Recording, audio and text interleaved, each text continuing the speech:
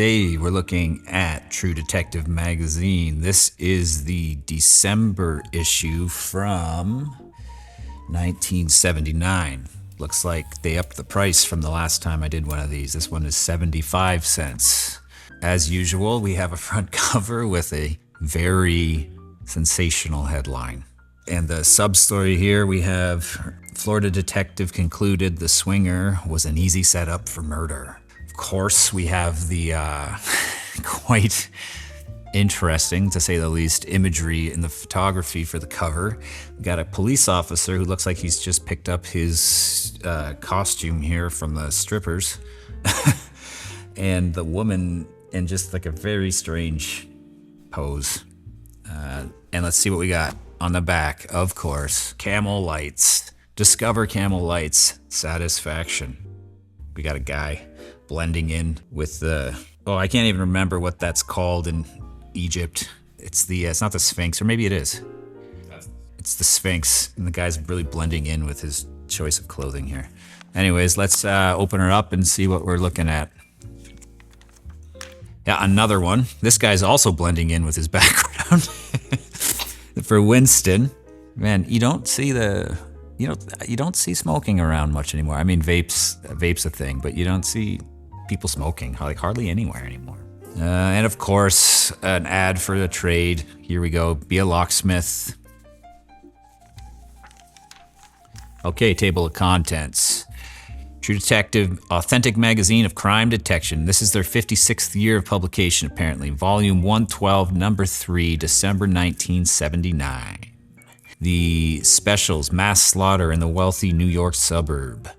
The swinger was an easy setup for murder. The exclusive this month was Murder Ended the Deaf-Mute Sex Games. And Which Witness Do You Believe? They have a double-length feature called Illinois' Homosexual Homicide Horror, a TD Features section, Will Blow Your Wife's Head Off If You Don't Pay, Who Strangled the Nude in the Bathtub, A Gun Doesn't Go Off by Itself, and Florida's Case of the Counterfeit Sex Murder, followed by just some editorial stuff, and, the monthly cryptogram. So, as usual, a bunch of stories that are either having to do with, that are giving you images from the titles right away of either like sex, nudity, or something that they would have considered deviant or disturbing at the times, like homosexual homicide, for example, back in '76.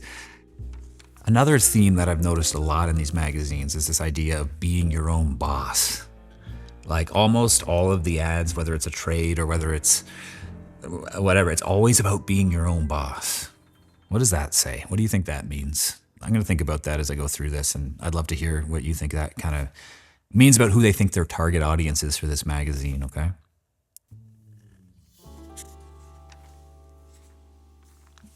This is a bizarre thing to say. Every year or so, it does you good to read something that will make your blood boil. I mean, I'm not saying it does you anything. It doesn't hurt you, but it does you good? I don't know. And then it says, this will do it. Cut me out and send me in and get a copy. It's called Death at, I can't remember how to pronounce that. Chappaquiddick, I think. That's the Kennedy scandal. Was that around this time? I'm not sure. I'd have to look it up. When the Kennedy crashed, Bobby Kennedy? No, I can't remember which Kennedy it was. Crashed the car, killed the person. There's a movie on it now recently.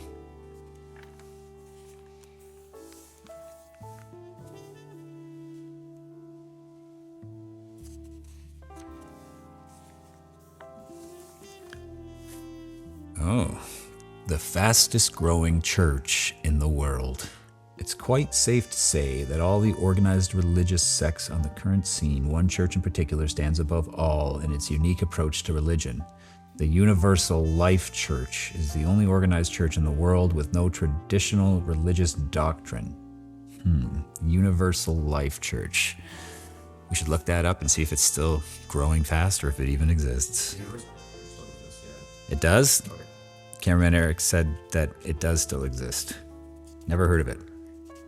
Eric's a member.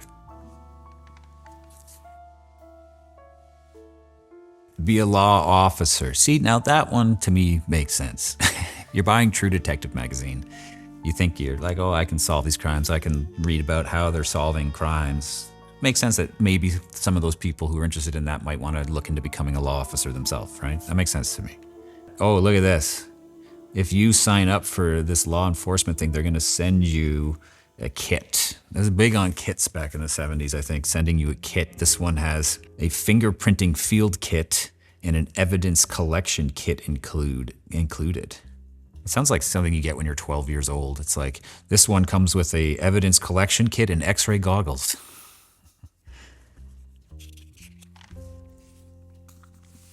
We're back with another big headline on this next one, aren't we? Oh, don't worry. It looks like they didn't blow her head off. There she is.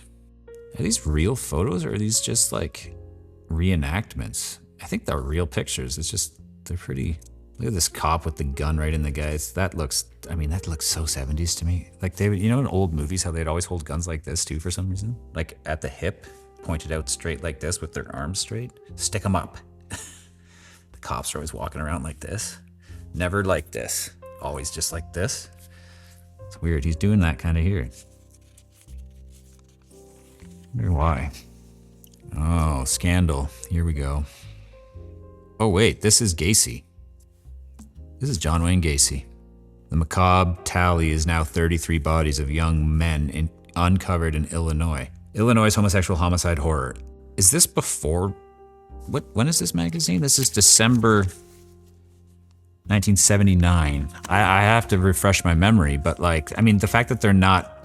They say Gacy here. Barricades isolated the Gacy home as almost hourly discovery of 4 new bodies were made by police diggers. So this is interesting if this is current to the time of that case happening, right? It's such a huge case to us now, but it's just like a sub-story in this magazine. It gets second fiddle to the deaf mute. And you don't even see a picture of Gacy. Weird. That's cool though. I'm gonna have to look at a diagram of the house. Now that's interesting.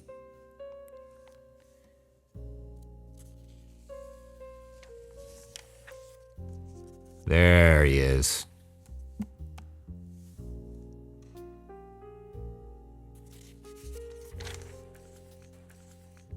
You notice what you didn't see? You didn't see any clown shots. See, it wasn't as big of a thing then as it is now. Yo, that's a sick afro comb. It's a fist, the handle. You see that? I mean, that one, I think it's covered in blood, which is a little bit shocking, but again, another headline that has to, who strangled the nude in the bathtub? I mean, a weirder headline would be like, who strangled the fully clothed man in the bathtub? You're nude in the tub, right? But they love to work in that angle of nudity or the image that you paints immediately in someone's head, right? Oh, it's a naked person in a bathtub. Ooh.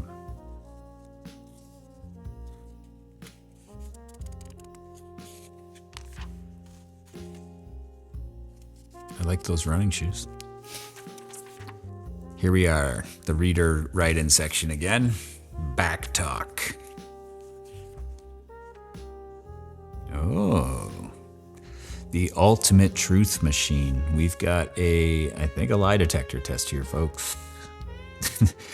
Today you need a truth machine. What is this like? Unless you're a mind reader, you never know whether or not you're getting a straight answer. When you ask, is this your lowest price, your best offer? Have you mailed that check to me yet? Can you deliver my order on time? When you ask a direct question, you deserve a straight answer, and that's the beauty of the truth machine. It's your best possible defense against doubt, risk, and deception. But I mean, what are you, taking this thing with you to the car dealer? It's like a Nathan For You episode. It says it's easy to operate. Unlike the polygraph, there are no sophisticated operating techniques to learn. You simply turn it on and adjust the sensitivity calibrator knob, then sit back and watch the meter. When the needle moves into the stress area, you know you're hearing less than the truth. You can pick up the speaker's voice with the truth machine's sensitive built-in microphone or the special sensor that connects it to your telephone. Oh. I wish that was still available. It is $149, even back then. That's pricey for back then. Very next page, we have the magic power of witchcraft. Men's stretch wigs. Hang on a sec, isn't that Rick Moranis? Don't worry, guys. If you missed out on high school, here's your second chance. Okay, here's our cryptogram. As usual, when I do one of these episodes, I put this cryptogram up. You guys should pause it, screenshot it, and answer it in the comments. Eventually, I'll figure out a way to reward someone for that. The first one to answer it in the comments, I see the comments fast, so first one to answer it, I'll give you a shout out in the next episode. Deluxe quality movie viewer. Has anyone watched my episodes on this? Should I release my episodes on 8mm and Super 8 maybe? That'd be interesting. You can, if you guys cut out a little thing like this and mail it, I'll get a P.O. box and I'll send you my episodes on Super 8. It wouldn't be a True Detective magazine without upholstery and vinyl repair.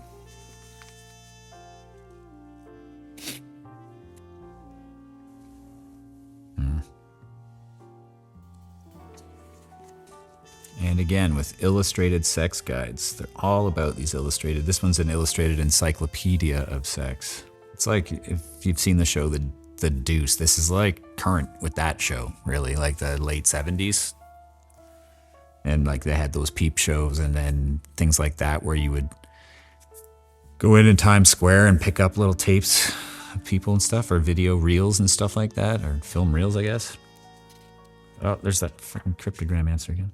Yo, if anybody's got one, I wonder if this offer still stands, but check your pockets, check your couch. Reward $3,000 for this penny.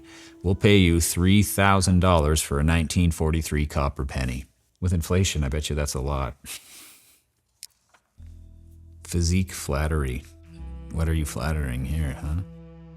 I'd like to know the demographics on the magazine for this too, though, because like nowadays there's the whole thing about it being, you know, such a female-dominated audience a lot of the time with true crime, right?